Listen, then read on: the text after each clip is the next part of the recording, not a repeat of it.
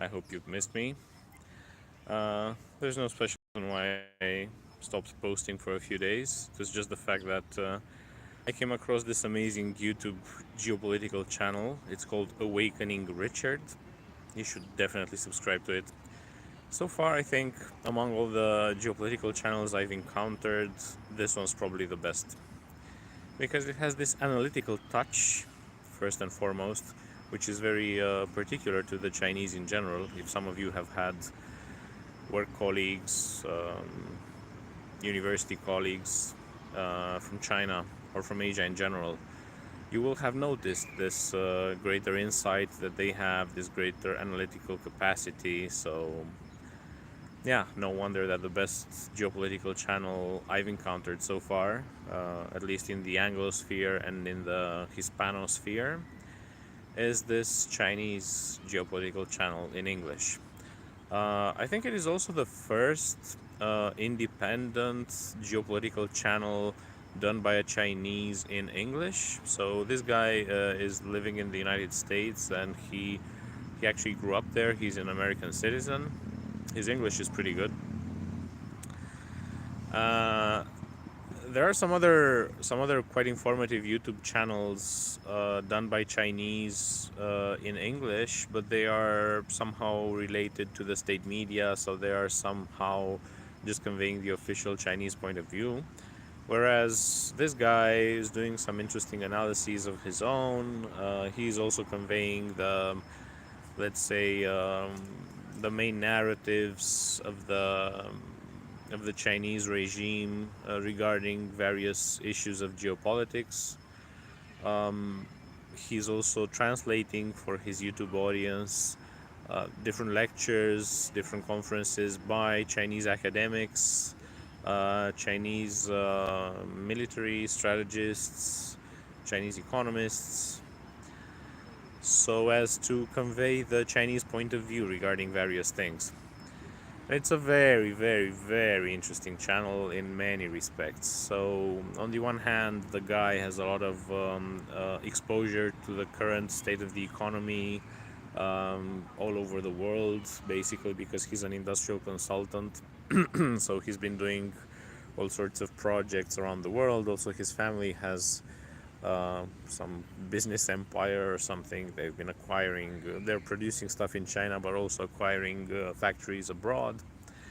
And he's also pretty well educated in terms of history, for example. He has a very good grasp on history, both Western history and the Chinese history, so he can draw upon this to make interesting parallels.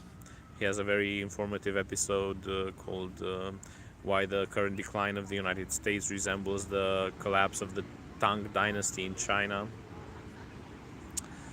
and many more. He, of course, knows a lot of financial history, political history, how the current how the current system of power came into being in the United States, how it evolved, how the United States operates its empire, basically. And he has some very interesting observations. I will not spoil you too many of his of the surprises that you will have. Uh, he has so far about 36 YouTube episodes. I've watched, I think, half of them. Um, I found it very interesting that he has a couple of episodes in which he ranks countries by their degree of sovereignty. So he basically says there are several tiers. First of all, you have the truly sovereign tier, where you have countries like Russia, China, Israel. So he did not put the United States in the top tier, in the top sovereignty tier, because the United States is obviously manipulated by Israel. Books have been written about this by various academics, Stefan Walt and John Mersheimer have written this book, The Israeli Lobby. This is probably the most famous, but generally, yeah, it is known how there's this organization, AIPAC, America Israel Political Action Committee, which, well, I mean, it would be an understatement to say that it lobbies the United States Congress. No, it doesn't lobby the United States Congress. It provides funding to Congress people who are favorable to Israel. It makes sure that those unfavorable to Israel do not get into office. And basically, every congressman has a mind. They're from AIPAC.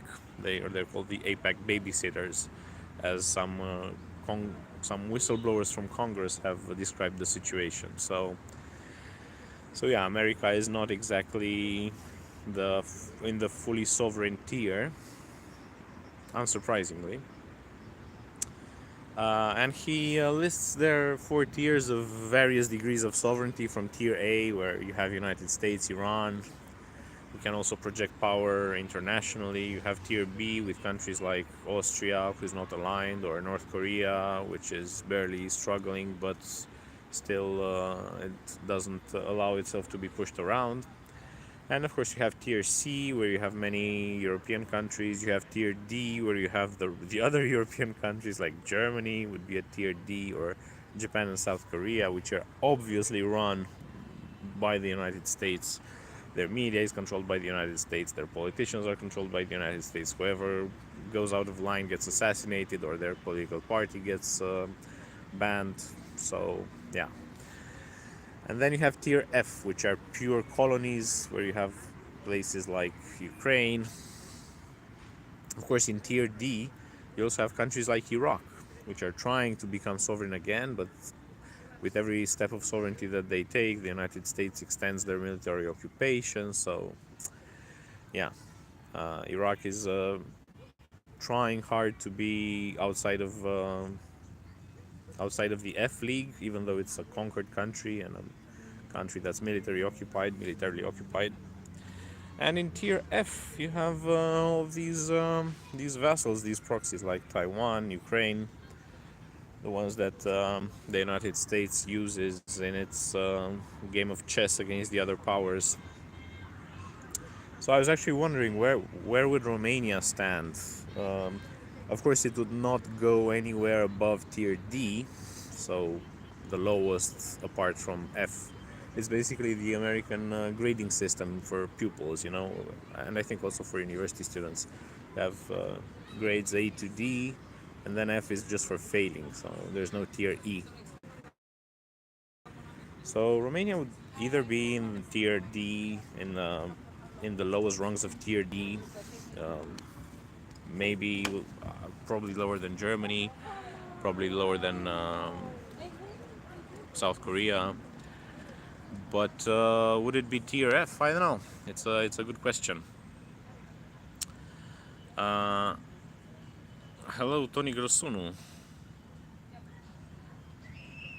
Yeah, you'll have to write me that comment again after I finish the live chat, because I cannot see them while I'm live. I cannot read them properly, and after I close the live, they just disappear. But anyway, or maybe can I? No, I can't. Okay, anyway.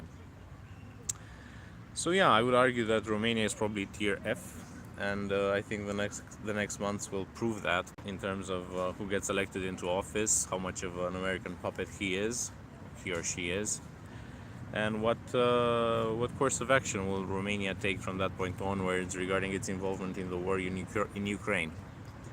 So I hope I'm not right, but in case I am, Romania is definitely a tier F there. So I hope I've raised your attention to this channel. I hope you subscribe to it and watch his episodes. He also responds to comments pretty fast, so I definitely recommend you that you start binging on this channel again, just as I've done in the past couple of weeks.